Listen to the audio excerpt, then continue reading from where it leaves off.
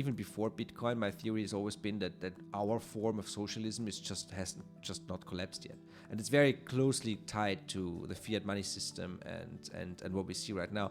And of course, the fact that there is nobody to fight anymore in the idea the end of history thing, right? When there was actual socialism on the other side of the Iron Curtain, the West still had to do some capitalism in order to show them that capitalism is better. Now we don't have to do that anymore, and many of your listeners will have read Hayek, The Road to Serfdom, and some Mises stuff, and they explain it perfectly, and that's exactly what we see right now, and it's completely and that's what I tell people that are now getting into the inflation and clown world thing. I'm telling them, it's never gonna get better.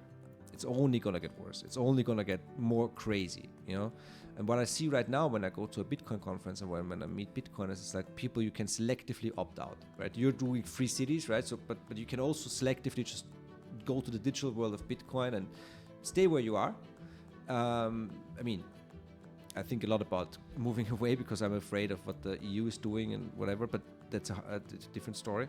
But Bitcoin really gives you a perspective. And I think I'm doing a talk about this tomorrow, so it's actually good for me to just gather my thoughts here.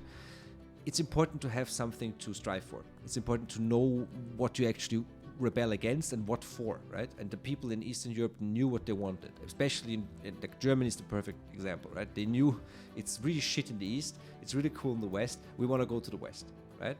And